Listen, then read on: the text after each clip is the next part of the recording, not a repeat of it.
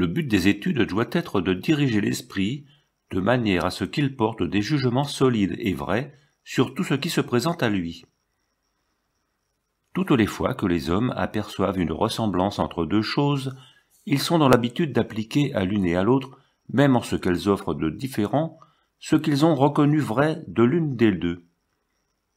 C'est ainsi qu'ils comparent, mal à propos, les sciences qui consistent uniquement dans le travail de l'esprit, avec les arts qui ont besoin d'un certain usage et d'une certaine disposition corporelle. Et comme ils voient qu'un seul homme ne peut suffire à apprendre tous les arts à la fois, mais que celui-là seul y devient habile, qu'il n'en cultive qu'un seul, parce que les mêmes mains peuvent difficilement labourer la terre et toucher de la lyre, et se prêter en même temps à des offices aussi divers.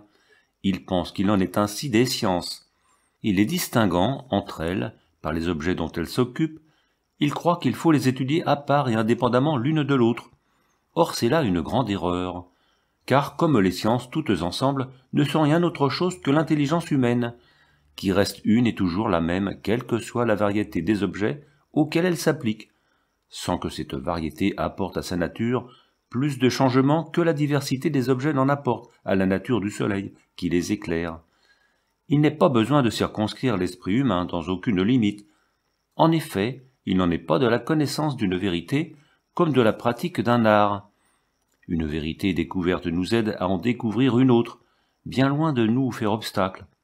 Et certes, il me semble étonnant que la plupart des hommes étudient avec soin les plantes et leurs vertus, le cours des astres, les transformations des métaux, et 1000 objets semblables, et qu'à peine un petit nombre s'occupe de l'intelligence ou de cette science universelle dont nous parlons.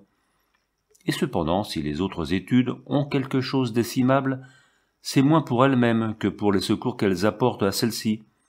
Aussi n'est-ce pas sans motif que nous posons cette règle à la tête de toutes les autres, car rien ne nous détourne davantage de la recherche de la vérité que de diriger nos efforts vers des buts particuliers, au lieu de les tourner vers cette fin unique et générale. Je ne parle pas ici des buts mauvais et condamnables, tels que la vaine gloire et la recherche d'un gain honteux. Il est clair que le mensonge et les petites ruses des esprits vulgaires y mèneront par un chemin plus court que ne le pourrait faire une connaissance solide du vrai. J'entends ici parler des buts honnêtes et louables, car elles sont pour nous un sujet d'illusion dont nous avons peine à nous défendre.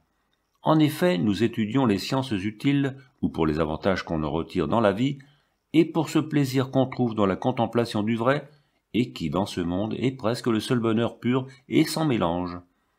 Voilà deux objets légitimes que nous pouvons nous proposer dans l'étude des sciences.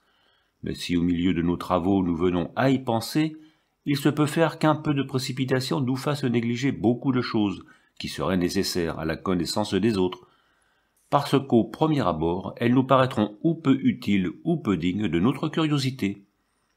Ce qu'il faut d'abord reconnaître, c'est que les sciences sont tellement liées ensemble qu'il est plus facile de les apprendre toutes à la fois que d'en détacher une seule des autres.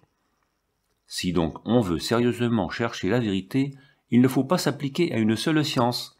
Elles se tiennent toutes entre elles et dépendent mutuellement l'une de l'autre.